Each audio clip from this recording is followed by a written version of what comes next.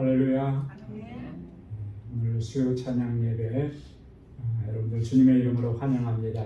우리 마음을 다해서 힘을 다해서 거룩하신 하나님께 예배드리겠습니다.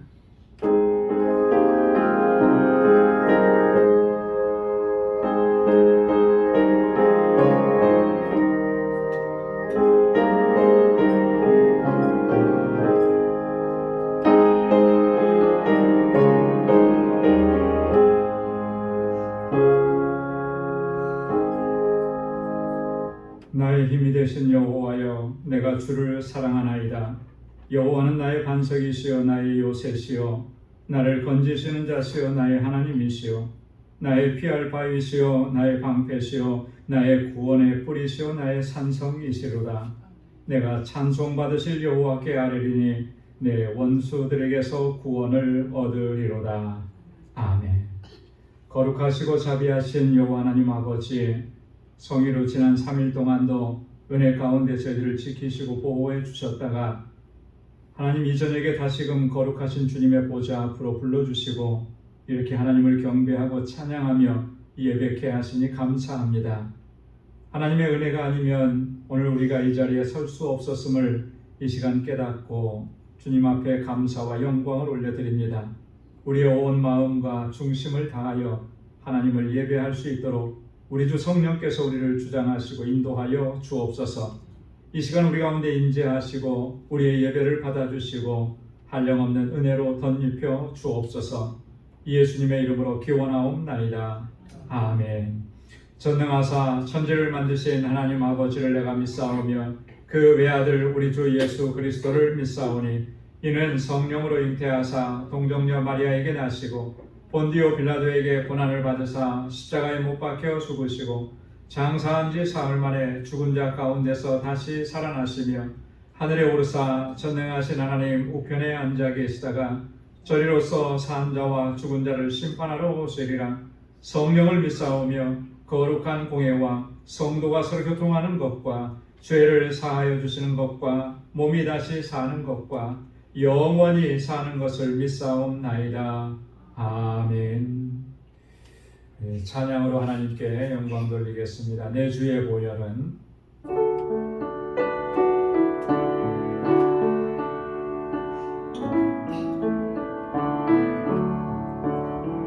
내 주의 보혈은 정하고 정하다. 내 죄를 정케 하신 주 나로라 하신다. 내가 주께로 지금 가오니 골고다의 보혈로 날 씻어 주소서. 약하고 주해도 주께로 나가면 힘주시고 내 주함을 못 씻어주시네.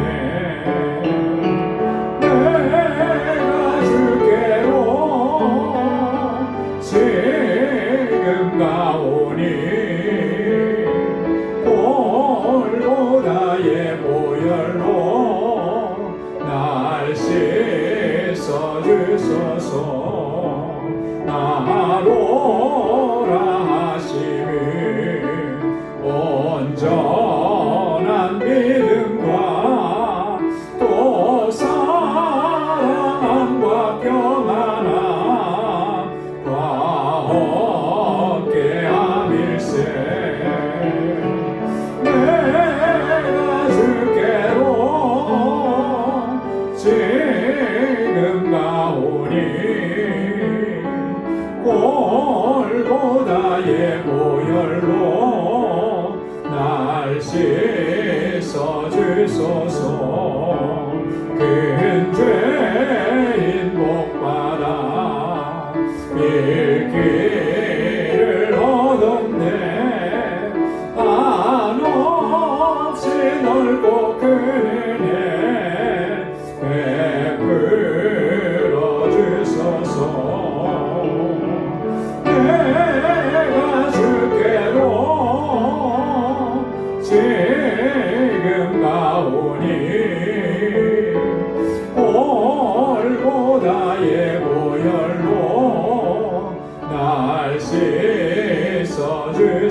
주소서. 그 피가 맘속에 큰 증거 됩니다. 내 귀로 소리 들으사 다 허락하소서. 내가 주께로 지금 가오니 볼보다의 보혈로 날 씻어주소서. 그 피가 맘속에 큰 증거 됩니다. 내 기도 소리 들으사 다 허락하소서. 내가 주께로 지금 가오니 볼보다의 보혈로 날 씻어주소서.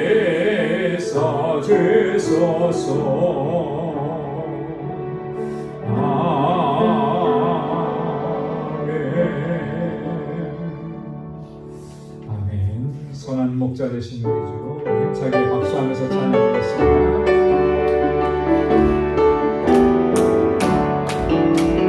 선한 목자 되신 우리 주 항상 인도하시고 황초동산 높은 곳에서 우리 먹여주소서. 선한 목자 세주여 항상 인도하소서. 선한 목자 세주여 항상 인도하소서.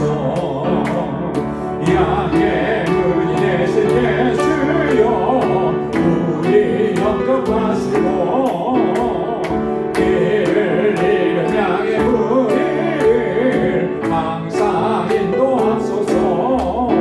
선한 목자 세주여 기도 들어주소서. 선한 목자 세주여 기도 들어주소서. 금이 많고 약한 우리도 용납하여 주시고 주의 넓고 크신 은혜로 자유 얻게 하셨네. 선한 목자 세주여 지금 나아갑니다. 선한 목자 세주여 지금 나아갑니다. 일찍 주의 뜻을 따라서 살아가게 하시고 주의 크신 사랑 베푸사 주를 쫓게 하소서. 선한 목자 세주여 항상 인도하소서. 선한 목자 세주여 항상 인도하소서.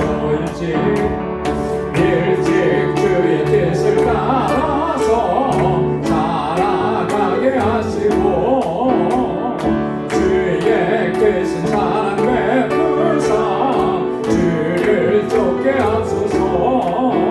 선한 목자 세주여 항상 인도하소서. 선한 목자 세주여 항상 인도하소서.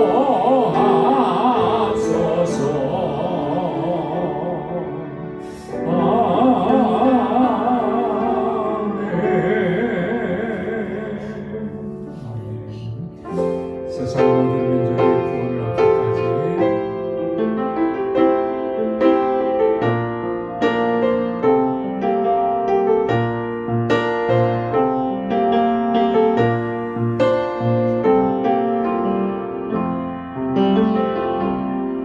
세상 모든 민족이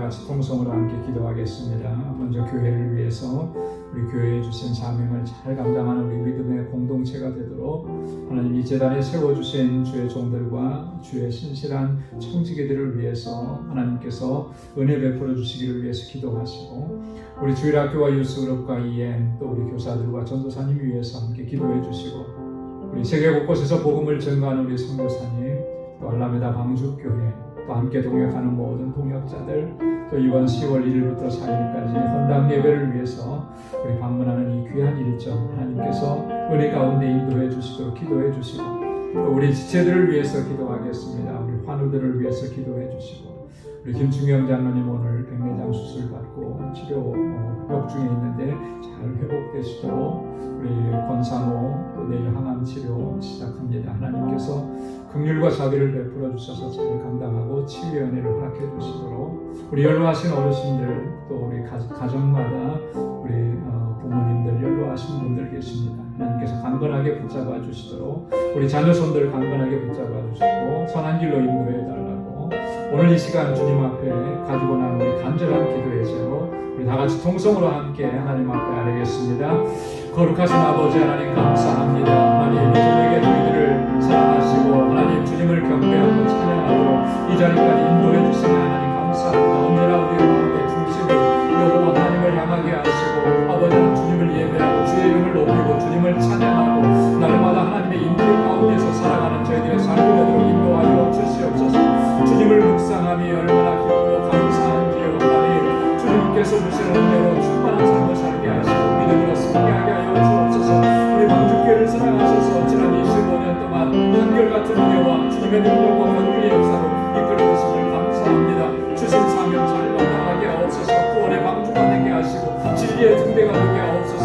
이 일을 위해서 하나님 세워주신 귀한 종들에게 능력과 권능으로 거듭여 주시고, 우리 마음을 다하고 힘을 다하고 뜻을 다하고 충성하고 헌신하는 신실한 종으로 설 수 있게 하여 주옵소서. 이 공동체가 진정한 사랑의 공동체가 되길 원합니다. 주님께서 우리의 죄를 사하여 주시고 우리를 하나님의 거룩한 자녀 삼아주시고 주님의 놀라우신 사랑으로 우리를 거듭여 주셨습니다. 아버지 하나님 사랑과 은혜를 입은 자답게 하나님 우리의 지체들을 사랑하고 섬기게 하시고, 아버지 그렇게 하나님의 뜻을 이루어가는 우리 모든 권sek이 되게 하여 주시옵소서. 하나님 아버지 이곳에서 자라나는 우리 신령들과 학생들과 청년들을 잡아주시고 저번저들이 하나님 잘 경외하고 믿음으로 살게 하옵소서. 다윗과 같이 신실한 믿음의 사람들이 되게 하시고, 하나님 솔로몬에게 주셨던 지혜를 저희에게 허락하여 주시옵소서. 저들을 말씀으로 양육하는 우리 교사들과 전도사님 강건하게 붙잡아 주시옵소서. 아버지 하나님 우리에게 주신 이 선교적 사명 잘 감당할 수 있게 하시고, 아버지 하나님 세계 곳곳에서 복음을 증거하는 우리 선교사님들과 그 사역들을 하나님 능력의 장중에 붙들어 주셔서 날마다 생명의 역사 풍성하게 일어나게 하시고, 이러한 모든 것들을 채우시사 부족함이 없게 하여 주시옵소서. 우리 하나님 아버지께 하나님 주님 세워주셨습니다. 아름답고 든든하고 견고하게 잘 성장하게 하셔서 그 지역의 영혼들을 주님께로 인도하는 하나님 이 구원의 사명을 잘 감당하게 하옵소서. 아버지 하나님 10월 1일부터 있는 하나님 이 헌당 예배를 위한 방문 위에 주님 선하신 정비로 함께하여 주시고, 아버지 하나님 모두 함께하는 주의 종들에게 능력과 권능을 더입혀 주시옵소서. 아버지 하나님 사랑하는 권속들을 위해서 기도합니다. 이 시간에 나간 가운데 있습니다. 주님 주의 손으로 만져주시고 주님 치료하여 주시옵소서. 하나님 모든 육신의 약함을 아버지께서 강한 손으로 들어주시사 새 힘을 허락해 주시고 치료하시고 온전케 하시고, 아버지 하나님 주님께서 영과 육을 강건하게 붙잡아 주시옵소서. 우리의 모든 염려와 근심과 걱정을 이제 다 주님께 맡기게 하옵소서. 우리 인생의 삶의 질고들 아버지 하나님 주님께서 짊어지시고 주님께서 주시는 참 건강을 아버지 누리는 삶이 되도록 인도하여 주옵소서. 어디에 가든지 무엇을 하든지 하나님의 자녀답게 살게 하시고, 아버지 그 있는 자리에서 그리스도의 향기를 바라는 복된 삶이 되도록 인도하여 주옵소서. 우리 사랑하는 성도들의 가정마다 하나님 주님의 평강을 더하여 주옵소서. 우리 자녀손들이 하나님 믿음으로 살아가면서 이 시대에 하나님의 귀한 일꾼들이 되게 하옵소서. 믿음의 기업을 든든하게 지켜 주옵소서. 저희들의 삶이 하나님 보기에 그런된 삶이 되도록 인도하여 주옵소서. 오늘도 하나님 주님 앞에 나와서 하나님 우리 마음의 소원을 하나님 간단하게 주님 앞에 드리겠습니다. 주의 종들의 부르짖음에 하나님 선하신 응답을 허락하여 주시옵소서. 아버지 우리의 영이 항상 깨어있게 하시고 우리 주님의 임재 가운데서 승리하는 삶을 살게 하시고 늘 주님과 함께하는 삶을 살아가도록 인도하여 주시옵소서. 오늘도 주의 말씀 말씀으로 우리를 새롭게 해 주옵소서. 우리의 마음밭이 옥토가 같게 하셔서 하나님 말씀의 씨앗이 30배, 60배, 100배의 결실을 맺게 하시고 하나님의 뜻을 이루어가는 싱싱한 종들로 설 수 있도록 하나님 이 시간 주님 앞에 결단하는 은혜의 시간이 되도록 인도하여 주시옵소서. 모든 감사 영광 아버지 앞에 올려오며 예수님의 이름으로 간절히 기도드리옵나이다. 아멘. 할렐루야. 하나님께서 우리에게 선하신 응답을 허락해 주실 줄로 믿습니다. 오늘 묵상할 하나님의 말씀은 에베소서 제4장 25절에서 32절까지 말씀입니다. 에베소서 4장 25절에서 마지막 절 32절까지 우리 한 절씩 교독하겠습니다. 그런즉 거짓을 버리고 각각 그 이웃으로 더불어 참된 것을 말하라. 이는 우리가 서로 지체가 됨이니라. 분을 내어서 죄를 짓지 말며 해가 지도록 불을 품지 말고 마귀로 틈을 타지 못하게 하라. 도둑질하는 자는 다시 도둑질하지 말고 돌이켜 빈궁한 자에게 무죄할 것이 있기 위하여 제 손으로 수고하여 선한 일을 하라. 무릇 더러운 말은 너희 입 밖에도 내지 말고 오직 덕을 세우는 데 소용되는 대로 선한 말을 하여 듣는 자들에게 은혜를 끼치게 하라. 하나님의 성령을 근심하게 하지 말라. 그 안에서 너희가 구속의 날까지 인치심을 받았느니라. 너희는 모든 악독과 노함과 분냄과 떠드는 것과 회방하는 것을 모든 악의와 함께 버리고 서로 인자하게 하며 불쌍히 여기며 서로 용서하기를 하나님이 그리스도 안에서 저를 용서하신 것 같이 하라. 아멘. 우리가 지난주에 우리 하나님 이 앞부분에 있는 말씀을 묵상하면서 에베소서 4장 24절에서 바울이 이렇게 권고했습니다. 의와 진리의 거룩함으로 지으심을 받은 새 사람을 입으라. 새 사람을 입으라. 새 사람을 입으라라고 하는 말은 구속함을 입은 하나님의 백성답게 살아가라, 그런 의미입니다. 우리가 새날을 맞이하면 새롭게 옷을 입죠. 그리고 하루를 시작합니다. 어제 입었던 옷을 오늘 다시 입거나 그러지는 않죠. 어제 입었던 옷은 더러워졌으니까 이제 빨아야 되는 거예요. 미국에 한국에서는 그런 거 그렇게 신경 안 썼던 것 같은데 미국에 오니까 처음에 아이들 학교 보내고 나서 먼저 오셨던 선배 이민자들이 이렇게 얘기하시더라고요. 어제 입었던 옷 오늘 입혀갖고 학교 보내지 말라고. 그죠? 네. 그러면 학교에서는 그렇게 생각한다는 거예요. 얘가 가정에서 홀대당하거나 학대를 당하거나 제대로 보살핌을 받지 못한다. 그래서 이제 얘를 이제 집중한다. 그래서 똑같은 옷을 다음날 똑같이 입혀서는 안 된다고 그거를 철저하게 당부했던 그 기억이 나요. 뭐 학교에서 뭐 이렇게 얘기하든지 간에 뭐 그런 거 상관없이 사실 어제 입었던 옷은 벗어놓는 거죠. 그만큼 더러워졌으니까. 그리고 오늘은 새 옷을 입고 또 새롭게 시작을 하는 거예요. 그런 의미예요. 어제까지의 우리의 삶은 정말 하나님의 은혜를 몰랐던 삶이고 새 생명이 없었던 삶이고 그때 했던 그런 행동, 그때 했던 삶의 모습 이제는 다 벗어버려야 된다는 것이죠. 그래서 새로운 생명을 얻은 자답게 그렇게 살아가야 된다라고 하는 거예요. 그래서 오늘 본문의 말씀은 그러면 그렇게 하는 것이 구체적으로 어떻게 하는 것이냐, 실제적인 것들을 오늘 우리에게 말씀을 해줍니다. 그래서 이 본문의 말씀은 굉장히 중요합니다. 그래서 이 말씀 하나하나를 내 삶 속에 적용을 해봐야 되는 거예요. 그래서 이 말씀과 나의 삶이 얼마나 일치가 되는가, 아니면 이 말씀과 내 삶이 상당히 괴리감이 있고 떨어져 있는가, 그러면 이거 잘 살펴야 되는 거예요. 그래서 정말 새 사람을 입으라고 한 바울이 권고하고 있는 이 말씀처럼 우리의 삶이 정말 하나님의 자녀다운 그런 삶의 모습으로 나아갈 수 있기를 소망합니다. 오늘 본문의 말씀은 크게 두 부분으로 좀 구분을 해봤는데요.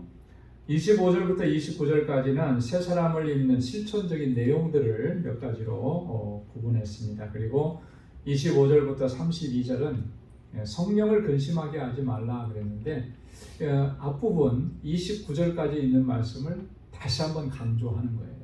그래서 이게 얼마나 중요한 내용인지를 이 말씀을 통해서 우리에게 또 증거하고 있죠. 자, 그러면 우리 한 절씩 한번 보도록 하겠습니다. 25절에 그런즉 거짓을 버리고 각각 그 이웃으로 더불어 참된 것을 말하라. 이는 우리가 서로 지체가 됨이니라. 거짓을 버리라. 그리고 이웃으로 더불어 참된 것을 말하라. 여러분, 이 거짓이라고 하는 것은요, 옛사람의 가장 두드러진 특징 중에 하나입니다. 거짓은. 그래서 진리 안에 거하지 않기 때문에, 진리를 모르기 때문에 거짓이 그에게는 별로 이상한 게 아니었던 거예요. 그죠? 남을 속이고 부정을 행하고 괴계를 일삼고 이랬던 것이 별로 그렇게 이 내 양심에 가책이 되는 그런 것들이 아니었다라고 하는 거죠. 왜냐하면 그 안에 진리가 없으니까 거짓으로 행해도 양심에 찔리는 것이 없었어요. 이게 옛사람의 특징이라고 하는 거예요. 여러분, 거짓은 누구의 특징입니까? 성경에 예수님께서 누구의 특징이라고 그랬어요? 마귀의 특징이라고 그랬잖아요. 그죠? 그래서 요한복음 8장 44절에 이는 저가 거짓말장이요 거짓의 아비가 되었습니다. 마귀는 그런 존재라고 하는 거예요. 그래서 항상 마귀는 속이는 자예요. 그죠? 무엇으로 속입니까? 거짓으로 속이는 거죠. 거짓으로. 최초의 인류였던 아담과 하와를 사탄이 찾아왔습니다. 그죠? 그리고 유혹을 했어요. 하나님께서 명하신 그 동산 중앙에 있는 선악을 알게 하는 나무의 열매는 절대 먹지 말라 했는데 마귀는 이 사탄을 어떻게 했습니까? 하나님의 말씀을 교묘하게 비틀은 거예요. 그러면서 하나님의 말씀과 대적되는 거짓으로 얘기하는 거죠. 자, 하나님께서 뭐라고 말씀하셨습니까? 이 열매를 먹는 날에는 너희가 정녕 죽으리라. 근데 사탄은 뭐라 그랬어요? 죽지 않는다는 거죠. 죽지 않고 오히려 어떻게 된다고요? 눈이 밝아져서 누구처럼 된다고요? 하나님처럼 된다. 여기에 속아서 넘어간 거예요. 이때 이후로 사탄은 끊임없이 우리 사람들을 거짓으로 유혹하고 무너뜨리고 또 인간은 무너져서 하나님의 심판대 앞에 설 수밖에 없는 그런 존재가 되는 거죠. 이 거짓이라고 하는 것이 그런 특징인 것입니다. 그렇기 때문에 새 사람을 입은 사람들은 이 거짓을 버려야 되는 거예요. 그리고 그 이웃과 함께 참된 것을 말해야 해요. 언제나 진실하고 언제나 참된 것을 말해야 하는 것이죠. 여러분, 그리고 오늘 본문에 보면 우리가 거짓을 버리고 참된 것을 말해야 되는 근거를 뭐라고 얘기하냐면 이는 우리가 서로 무엇이 됨이니라? 지체가 됨이니라.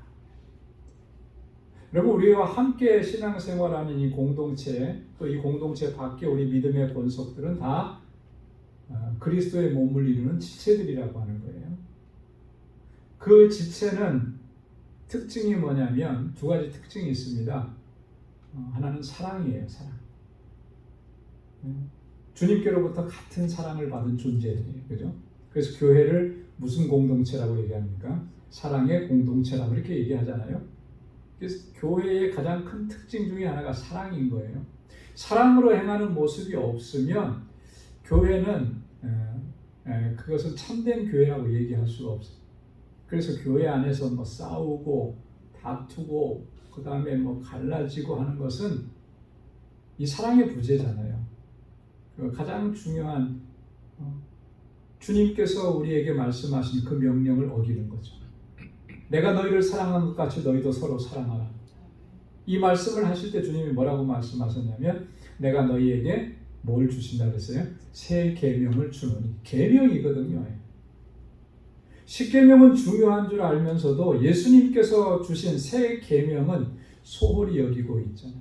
그래서 사랑으로 행하지 않고 또 서로 미워하고 시기하고 다투고 분쟁하고 그래서 교회가 뭐 이렇게 분란이 일어나고 이렇게 또 서로 갈라지고 이것은 너무나 안타까운 모습이 아닐 수가 없죠.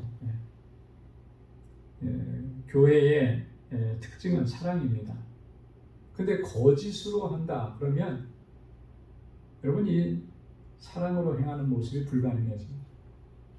여러분 생각해 보십시오. 누군가가 나를 대하는데 나를 속였습니다. 나를 거짓으로 대했어요. 정말 진짜인 것처럼 얘기했는데 나중에 보니까 그게 거짓말이었어요. 이게 드러나면 이게 정말 진실한 사랑으로 그 사람을 품어주고 대할 수 있겠는가? 여러분 교회의 특징은 또 하나는 일치되고 하나 되는 것인데 이렇게 거짓되게 행한다면 그 사랑과 일치가 하나 되는 그런 역사가 일어날 수 있겠느냐? 그렇기 때문에 이게 굉장히 중요한 부분인 거예요. 그래서 우리 안에 거짓됨을 버리고 또 서로 참된 것을 말함으로써 또 사랑의 공동체를 온전하게 세워갈 수 있는 우리 모두가 될 수 있기를 주님의 이름으로 축원합니다. 자, 두 번째로는요. 26절과 27절에 분을 내어도 죄를 짓지 말며 해가 지도록 분을 품지 말고 마귀로 틈타지 못하게 하라. 여러분 이렇게 찾아보면 분을 낼 때가 있죠. 화를 낼 때가 있죠. 절대로 화를 내지 말라 이렇게 말씀을 안 하셨어요. 만약에 절대로 화를 내지 말라 하면은 그거 그대로 지킬 수 있는 사람은 아무도 없을 거예요. 그죠? 우리 본성이 어떨 때는 화도 나고 분을 낼 때도 있고 그러잖아요. 자, 근데 중요한 것은 뭐냐면 분을 내어도 뭐를 하지 말라고요? 죄 짓지 말라는 거예요. 물론 어떤 일들에 대해서 화가 날 때 있죠. 그런데 그 화가 나는 것이 죄로 이어져서는 안 된다라고 하는 거예요. 이거 철저하게 경계하라라고 하는 것입니다. 그래서 해가 지도록 분을 품지 말라. 이게 중요한 거예요. 해가 지도록 다음 날이 되도록 그 다음 날이 되도록 그 다음 일주일이 되도록 분을 계속 품고 있으면 결국에는 그게 뭐가 되느냐면 죄를 짓게 된다라고 하는 거예요. 마귀가 내 마음속에 침입할 수 있는 여지를 제공해 주는 거예요. 내 안에 분노하는 마음을 갖고 있으면, 그렇죠? 아주 그게 딱 그 마귀가 침입하기 좋은 상태를 내 마음의 상태를 만들어 놓는 거예요. 그래서 마귀는 영적인 존재잖아요. 그런 마음의 상태를 너무나 잘 아는 거죠. 그래서 순간적으로 파고 들어옵니다. 그럼 분노가 나고 화가 났을 때 보십시오. 내가 A라고 하는 사람 때문에 분노가 나고 화가 났어요. 그 마음이 이 안에 있습니다. 그런데 누군가 와서 나에게 A라는 사람에 대해서 좋은 얘기를 막 해줘요. 그럼 그 얘기가 들어올까요? 안 들어올까요? 안 들어오죠. 아무리 좋은 얘기 해줘도 안 들어와요. 실제로 좋은 점이 많이 있어요. 그런데 그 얘기가 하나도 안 들어오는 거예요. 왜냐하면 이미 내 안에 분노, 그 사람에 대한 분노로 가득 차 있으니까. 이 마음을 계속 가지고 있으면 결국 그 마음에 사단이 타고 들어오는 거예요. 마귀가 타고 들어오는 것입니다. 자, 성경에 보면 그런 사람이 여러 등장하는데 그 중에 대표적인 사람이 누구냐면 동생을 죽인 가인. 가인과 아벨은 동시에 하나님 앞에 제사를 드렸잖아요. 근데 하나님께서 아벨의 제사는 받으셨지만 가인의 제사는 받지 않았어요. 이게 못마땅했던 거죠. 화가 났던 거죠. 동생에 대해서 질투가 났던 것이고 이 마음속에 분한 마음이 생깁니다. 이 마음을 다스리지 않은 거예요. 하나님께서 직접 찾아오셔서 그 마음을 다스리도록 그렇게 권고하셨지만 그 말을 듣지 않은 거죠. 죄가 내 문 앞에서 엎드려 있느니라 이렇게 경고까지 하셨지만은 가인은 그런 말씀이 들리지가 않은 거예요. 이 안에 이미 벌써 동생에 대한 시기, 질투, 분노하는 마음이 있었으니까. 아마 그 마음은 하나님을 향한 그런 분노의 마음도 있었을 거예요. 왜냐하면 하나님은 왜 내 제사를 안 받으시느냐. 그러니까 하나님의 권면의 말씀도 안 들리는 거죠. 결국에는 어떻게 됐습니까? 동생을 죽이잖아요. 이 안에 있는 분노의 마음을 밤이 지나도록 다음 날이 되도록 품고 있으니까 결국에는 동생을 죽이는 이런 죄를 범해요. 이만큼 무서운 거예요. 그래서 해가 지도록 분을 품지 말라. 분노가 생기는 상황들이 분명히 있죠. 있어요. 그것은 정말 우리가 시리어스하게 하나님 앞에서 이 문제 놓고 내가 엎드려야 되는 것입니다. 오늘 이 밤이 다 지나가기 전에 그 문제를 놓고 하나님 앞에 기도하고 이 마음을 다스려야 되는 거예요. 성령께서 다스려 주시기를. 그리고 이 마음을 주님께서 성령으로 만져주셔서 회복시켜 주시기를. 여러분 그렇게 하지 않으면 결국에는 그것 때문에 죄를 짓습니다. 여러분 분노가 쌓이면 그 사람에 대한 뭐가 나타나요? 미운 마음이 생기죠. 증오하는 마음이 생기고요. 그리고 보복하고 싶은 그런 마음이 생기고요.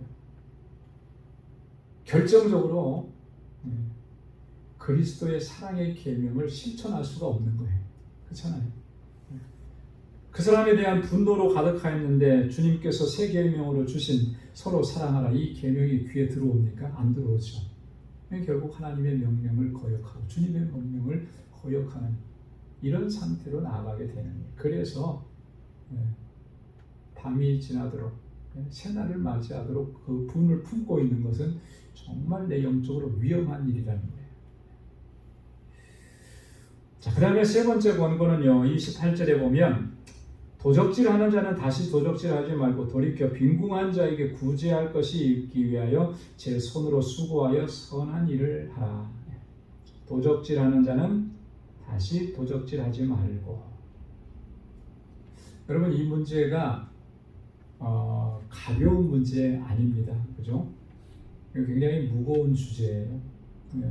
쉽게 넘길 수 없는 그런 주제입니다. 왜냐하면 10계명에 하나님께서는 못을 박아서 말씀을 해주셨잖아요. 도적질하지 말지. 제 몇 계명이죠? 8계명. 8계명. 이웃과의 관계, 이웃사랑의 관계에 있어서 남의 것을, 남의 물건을 훔치고 내 것으로 만드는 그런 도적질하는 행위가 얼마나 위험한 것인지, 얼마나 파괴적인 것인지 10계명에 이렇게 못을 박아서 말씀을 해주실 정도예요. 도적질하는 것은요, 이웃 사랑하라고 하는 주님의 계명을 정면으로 대적하는 것입니다. 남의 것을 도적질한다라고 하는 것은 그 사람에게 해를 입히는 거잖아요. 그죠? 사랑해도 부족할 텐데 해를 입히는 행위. 그러니까 결국에는 주님의 이 계명을 대적하는 것이죠. 여러분 근데 여기서 한 가지 더 좀 생각을 해야 될 것은 뭐냐면 이 도적질이라고 하는 것이 뭐냐라고 하는 거예요. 도적질이. 단순히 이렇게 남의 물건에 손을 대고 남의 물건을 내가 가져오는 것 이것만을 얘기하는 것일까? 아마 이것만을 얘기하는 것이었다면 이렇게 10계명에다가 이렇게 기록하고 그렇게까지 하지 않았을 거예요. 근데 그것보다 더 디테일한 거예요. 그걸 생각을 좀 해야 돼요. 단지 남이 가지고 있는 어떤 물건이나 돈이나 그런 것들을 내가 취해서 금전적인 손해를 입히는 거 그것만이 도적질인가? 그렇지 않은 거죠. 도적질에는 여러 다양한 종류들이 참 많이 있는데요. 대표적인 것을 몇 가지만 얘기하라고 하면 이런 거예요. 정당하지 않는 방법으로 이득을 취하는 것도 이것도 도적질. 정당하지 않아요. 그래서 잠언을 보면은 내 주머니 안에 무게가 다른 추를 가지고 다니지 말라. 왜 무게가 다른 추를 가지고 다닐까요? 서로 무게가 다른 두 가지를 갖고 다녀요. 남을 속이려고 하는 거죠. 정당하지 않은 방법으로 내가 이득을 취하려고. 뭐랄까요? 이제 제3세계 국가나 남미나 아시아나 이런 데 여행을 가면 물건 살 때 조심하라고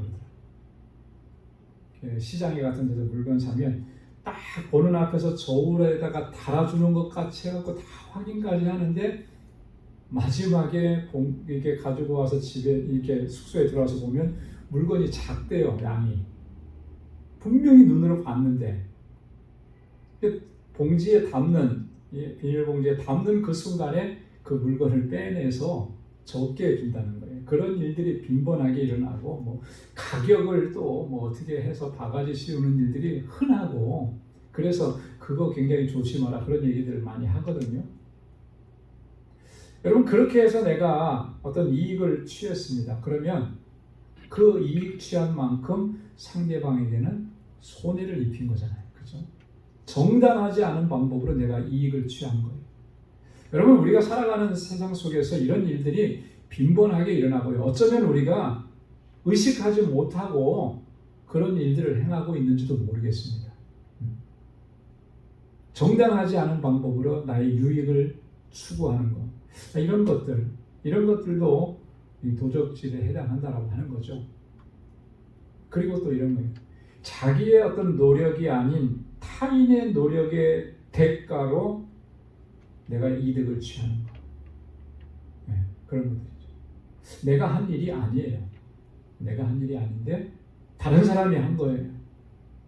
근데 그것을 마치 내가 한 것처럼 그렇게 해서 내가 거기에 상응하는 이득을 취하는 것. 이런 것들도 도적질에 해당한다는 거죠. 여러분 이 도적질이라고 하는 개념은 굉장히 디테일하고 세밀한 것입니다. 그래서 우리가 나는 남의 물건에 손댄 적이 없어. 남의 집 가서 물건 훔쳐온 거 없어. 그러니까 나는 도적질 하지 않았어. 이렇게 당당하게 얘기할 수가 없는 거예요. 이렇게 깊이 이해해야 하는 것이죠. 그렇게 하지 말라는 거예요. 이제는 더 이상 그렇게 하지 마. 그것은 새 사람을 입은 사람의 그런 모습에서 합당하지 않은 모습이라는 거죠. 다시 도적질 하지 말고 어떻게 하라 그랬습니까? 이제 적극적으로 빈궁한 자에게 구제할 것이 있기 위하여 이제는 어렵고 힘들고 고통스럽게 살아가는 사람들을 구제하는 일에 포커스를 맞추라는 거죠. 전에는 그런 일이 도적질하는 일이 아무렇지도 않았다면 이제는 내가 새 사람이 되었으니 나의 포커스는 어디냐면 어렵고 힘들고 고통스러운 사람, 그 사람들을 돕는 일에 구제할 것이 있기 위해서. 자 여기 보니까 어떻게 하라 그랬습니까? 제 손으로 수고하여 선한 일을 하라. 땀을 흘리고 노력하고 여기 수고한다라고 했잖아요. 이 수고하다라고 하는 말은 어떤 의미를 갖고 있느냐면요. 피곤할 정도로 열심히 일하여라고 하는 거예요. 수고한다. 그렇죠? 수고하는 것은 정말 피곤할 정도로 육신이 피곤하고 정신적으로 피곤할 정도로 그렇게 일하는 걸 수고한다라고 하는 거거든요. 왜 그렇게 일을 해야 하느냐? 앞에 뭐라 그랬습니까? 빈궁한 자에게 구제할 것이 있기 위하여. 여러분 우리 그리스도인들의 수고의 목적, 우리가 열심히 일을 해야 되는 그런 이유는 뭐냐면 크게 보면 두 가지예요. 첫째는 자기 자신의 일을 돌아보는 거예요. 그죠? 게으르고 나태함을 벗어버리고 우리의 삶이 건강한 삶이 되도록 그렇게 열심히 최선을 다해서 일을 하는 것이죠. 그리고 두 번째는 어려움 가운데 있는 사람들을 돌아보기 위해서. 우리의 삶이 각박하고 힘들 때 우리가 종종 하는 말이 내가 사는 것도 너무 힘든데 나도 힘든데 누구를 도와주느냐. 우리는 그렇게 하면서 정말 우리의 이웃을 돌아보고 도와줘야 하는 그런 사명들을 우리는 외면을 하는 경우가 참 많아요. 근데 그거 하나님께서 기뻐하시는 모습이 아니죠. 하나님께서 내 이웃을 내 몸과 같이 사랑하라고 말씀을 하셨는데 나를 위해서는 좋은 것, 건강을 위해서는 좋은 거 먹고 좋은 옷 입고 그러는데 이웃을 돌아볼 때는 그만큼 나는 여유가 안 돼서 못 돌아봐. 이거는 하나님 보실 때 그게 말이 되는 것이겠네. 그럼 내가 좀 덜 먹고 내가 덜 입고 그리고 이웃을 돌아봐야 하는 것이죠. 그게 하나님의 뜻이라고 하는 거예요. 가끔 가다 보면 그런 분들 참 굉장히 감동이 돼요.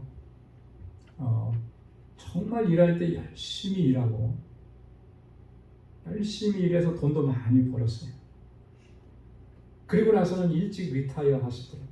60도 되기 전에 리타이어해서 그 번 돈을 가지고 가난한 나라를 돌아다니는 거예요. 그러면서 가는 곳마다 도움을 주는 거죠. 자신이 그렇게 열심히 일한 것은 이런 일을 하려고 열심히 일했다는 거예요.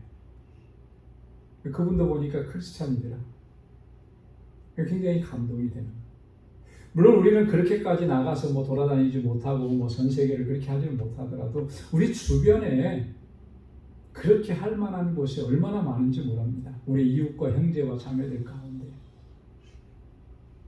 그렇게 섬기기 위해서 오늘도 우리가 열심히 일하는 거예요. 땀 흘려 수고하는 것입니다. 건강 주셨기 때문에 이렇게 물질을 얻게 하셨고 그것으로 또 어려움 가운데 있는 사람들을 섬기는 것, 이게 새 사람을 입은 사람의 삶의 모습이다라고 하는 것이죠. 자, 그 다음에 네 번째로 29절 말씀에 보면 무릇 더러운 말은 너희 입 밖에도 내지 말고 오직 덕을 세우는 데 소용되는 대로 선한 말을 하여 듣는 자들에게 은혜를 끼치게 하라. 언어 생활에 대한 거예요. 말에 대한 거. 더러운 말은 입 밖에도 내지 마라. 여기 더러운 말이라는 것은 원래 이 더럽다라고 하는 것은 썩었다, 무가치하다 그런 의미거든요. 자, 그러니까 더러운 말 하면은 어떤 말이겠습니까? 무가치하고 마치 썩은 말 같은 거, 그죠? 쓸데없는 말, 남에게 상처를 입히는 말, 남에게 해를 가하는 말, 이런 말들은 너희 입 밖에도 내지 말라.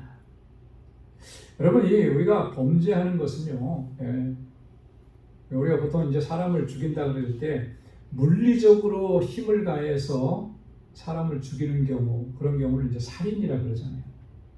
근데 그것만이 살인은 아닌 거예요, 그죠? 말 한마디로 사람을 죽이는 경우들이 얼마나 많습니까? 요즘에는 인터넷 시대고 SNS가 발달해서 글 하나 쓴 거 가지고 그것 때문에 사람을 죽이는 경우도 얼마나 많아요, 그죠? 소위 말해서 그 악플이라 그러죠, 악플. 그 악한 말로 댓글을 달아서 사람을 고통 가운데 몰아넣고 그것 때문에 사람이 이 스트레스를 받고 그래서 그 우울증에 걸리고 삶에 대한 어떤 희망을 놔버리고 이런 경우들이 지금도 여전히 일어나는 거예요. 지금은 더 심하죠. 왜냐하면 AI 기능이 너무나 발달되어 있어가지고 내가 하지도 않은 것 가지고 내가 한 것처럼 영상도 만들고 그래갖고 유포시켜버리고 그걸 딥페이크라고 그러더라고요. 이런 일들이 부지기수로 일어나는 거예요. 여러분, 이게 악한 말이 사람을 죽이는 겁니다. 그렇기 때문에 더러운 말은 너희 입 밖에도 내지 마라. 우리가 해야 되는 말은 덕을 세우는 데 소용되는 선한 말이라고 합니다. 그래서 우리가 말할 때 항상 살펴야 되는 겁니다. 옛 성현들께서는 3, 4, 1원이라고 그랬잖아요. 한번 말할 때 몇 번 생각하라고요? 3번은 생각하라. 뭘 생각하는 것이겠습니까? 이 말하는 것이 정말 합당한 말이냐라고 하는 것, 이게 옳은 말이냐라고 하는 것, 이게 유익을 끼치는 말이냐라고 하는 것, 이게 덕을 끼치는 말이냐라고 하는 것, 이거 생각하라는 거예요. 아무리 옳은 말이라 할지라도 이게 덕과 유익이 안 되면 참아야 되는 거죠. 나는 그런 일 절대로 못 참아. 나는 말을 하고야 말겠어. 이렇게 해서 상처를 입히는 경우들이 얼마나 많으냐. 옳은 말 하는 거 좋죠. 꼭 그 말을 해야 되는 거, 나는 해야 될 말을 했다. 이거 참 좋아요. 그런데 그 말로 인해서 상처 입고 고통을 당하는 사람이 있다면 과연 그 말이 정말 하나님께서도 기뻐하시는 그런 말이 되겠느냐. 덕을 세우는 말. 여기 보면 듣는 자들에게 은혜를 끼치게 하라 그랬잖아요. 우리가 하는 말들은요, 그 말을 듣는 사람들이 은혜가 돼야 돼요. 그렇죠? 우리 그리스도인들의 말, 은혜가 돼야 돼요. 그래서 어떤 사람들은 보면 말을 할 때 참 좋은 말인데도 듣는 사람 기분 나쁘게 말하는 사람이 있고, 그죠? 근데 어떤 사람은 참 이렇게 그거 분명히 나무라고 책망하는 말인데 별로 이렇게 마음에 상처가 안 돼요. 그렇게 말하는 사람이 있어요. 무슨 차이이겠습니까? 제가 생각할 때는 그 상대방에 대한 배려, 사랑의 마음인 거예요. 정말 그 사람을 사랑하고 그 사람에 대한 배려가 있고 정말 저 사람이 잘 되기를 바라는 그런 마음이 있다면, 그렇죠? 우리가 하는 말은 그게 전달이 되거든요. 그래서 듣는 사람이 지금 책망을 들었는데 그게 기분이 안 나쁜 거예요. 책망을 들었는데 기분이 안 나쁘고 오히려 고마운 거예요. 고마워. 은혜를 끼치는 말이 돼요. 그래서 우리가 하는 말을 항상 우리가 돌아봐야 합니다. 잠언 16장 24절에 보니까 선한 말은 꿀송이 같아서 마음에 달고 뼈에 양약이 되느니라 그랬어요. 선한 말은 뭐 같다고요? 꿀송이 같대요. 선한 말. 꿀이 얼마나 달니까 달. 그죠? 성경에는 꿀송이 같다고 비유한 게 또 하나가 있어요. 그 뭐가 꿀송이 같다 그랬습니까? 하나님의 말씀이. 그죠? 하나님의 말씀이 꿀송이 같다 그랬잖아요. 그보다 더 달다 그랬죠? 거기에 견줄만 한 거예요.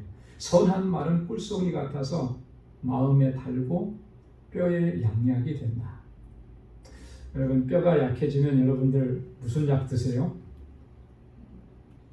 칼슘제도 먹고 골다공증 약도 먹고. 네, 물론 먹어야죠. 근데 오늘 이 말씀에 보니까 뭐예요? 우리 언어 생활을 바꾸면 그게 뼈에 양약이 되는 거예요.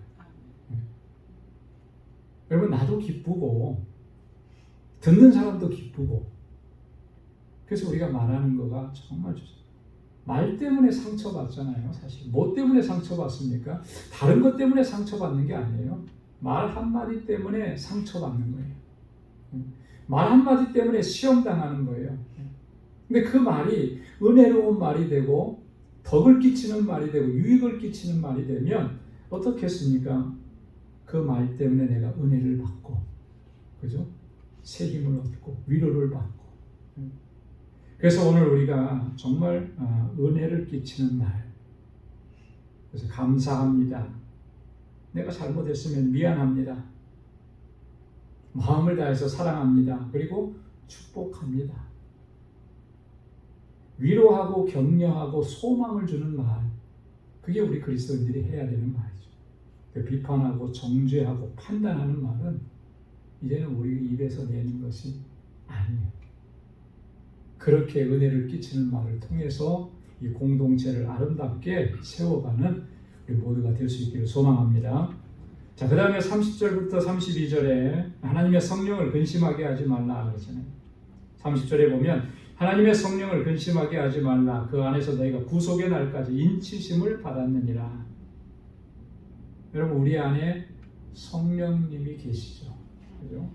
성령님을 근심하게 해서는 안 됩니다. 성령을 근심하게 하는 일은 어떤 일이겠습니까? 앞에서 했던 이런 얘기들이에요. 그죠? 이런 행위들이 성령을 근심하게 하는 것입니다. 성령은 거룩하신 영입니다.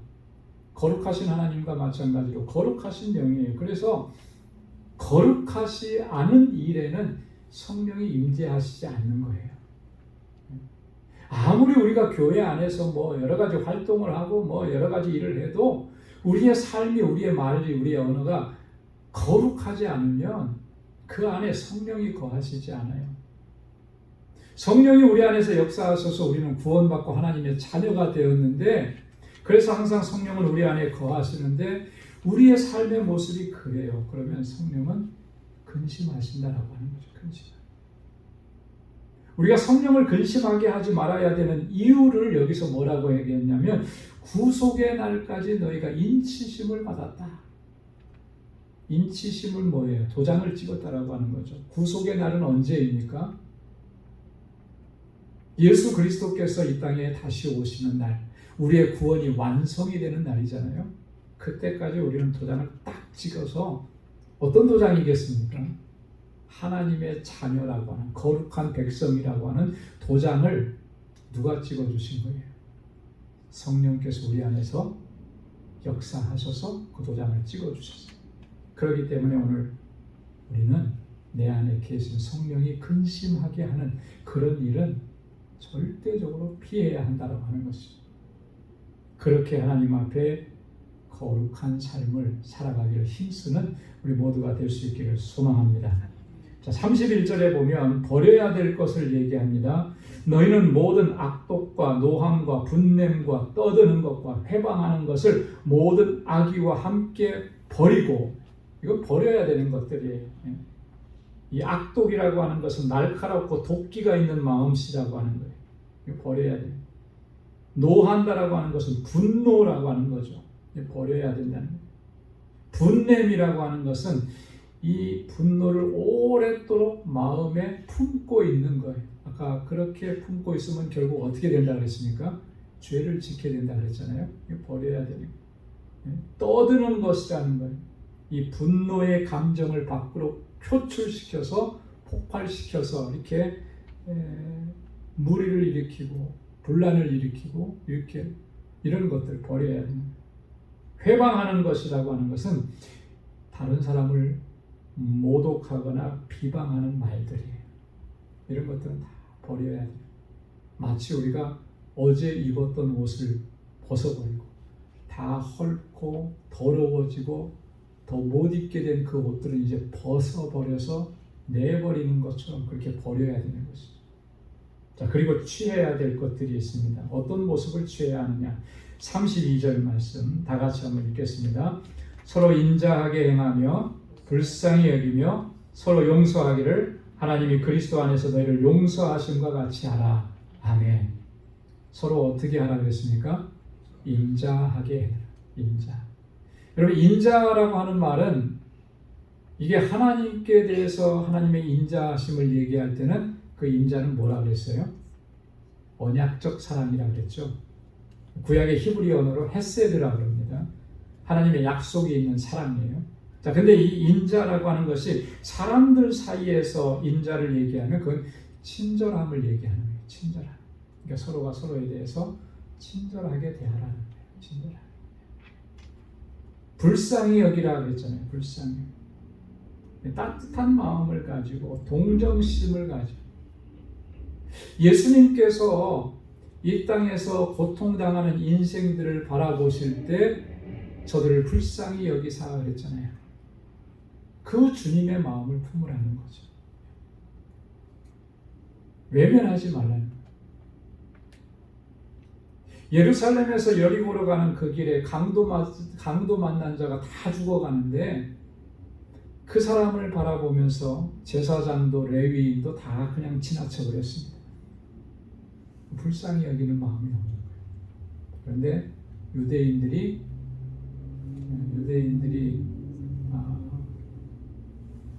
무시하고 멸시했던 사마리아 사람은 그를 돌봐주죠. 얼마나 그게 위험한 상황인데, 자신도 그렇게 될 수 있는 상황인데 그런 거 아랑곳하지 않는 거예요. 지금 저 죽어가는 저 사람이 불쌍한 거죠. 그래서 그를 데려다가 치료해줘. 우리 안에 이 마음이 회복되어져야 할 줄을 믿습니다. 서로 용서하기를 하나님이 그리스도 안에서 너희를 용서해 주신 것처럼 용서해야 돼. 그죠? 나도 허물이 있고 용서해주는 용서의 근거가 어디에 있느냐면 하나님께서 나를 용서해 주셨기 때문이라는 거예요. 하나님께서. 그래서 예수님께서는 1만 달란트 빚진 자의 비유를 주셨잖아요. 그죠? 여러분 1만 달란트는 그거 자손 대대로 갚으려고 해도 못 갚는 그런 돈이에요. 근데 주인이 그것을 다 탕감해 줬어요. 자, 그런데 이 사람은 돌아가서 어떻게 했습니까? 자기에게 100데나리온 빚진 자를 추궁하고 돈 갚으라 그러고 안 갚으니까 옥에 가두고, 주인이 그 사실을 알고 나서 다시 불러들이죠. 내가 너에게 자비를 베풀었으니 너도 그렇게 하는 것이 마땅하지 않느냐. 다시 그를 옥에다 가두는 거죠. 우리가 그런 모습인 거예요. 그죠? 우리는 1만 달란트 그 이상의 빚진 것을 다 탕감받고 용서받았는데 우리에게 좀 잘못하는 사람 용서 못 해줘요. 그래서 끝내는 원수가 돼요. 이거 굉장히 문제가 심각한 거 아니겠습니까? 이율배반적이잖아요. 나는 하나님께로부터 그런 용서를 받았는데 내가 용서받은 그 사실에 비하면 상대방이 나에게 잘못한 것은 아무것도 아니에요, 사실. 근데 그거 용서 못 해줘서 속을 끓이고, 그죠? 미워하고 분노를 일으키고.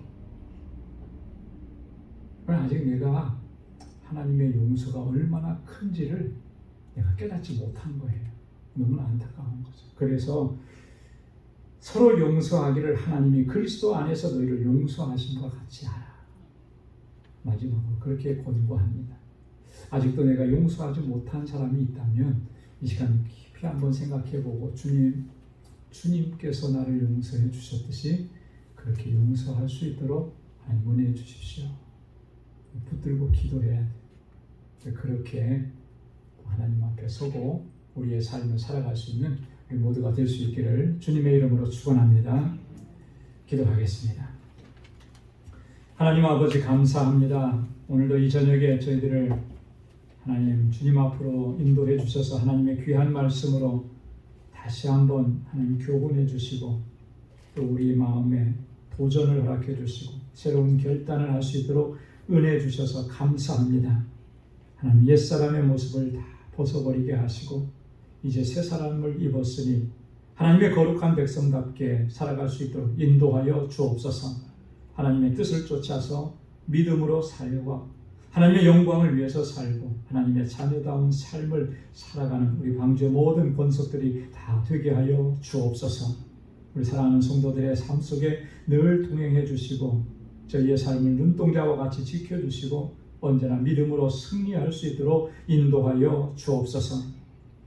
이제는 우리 주 예수 그리스도의 무한하신 은혜와 하나님 아버지의 크고 놀라우신 사랑과 성령의 위로 교통 충만하심의 역사가 하나님의 자녀답게 살아가기로 결단하는 우리 방주의 모든 믿음의 권속들과 저들의 가정과 직장 생업의 터전 위에 이제로부터 영원까지 함께 하시기를 간절히 축원하옵나이다.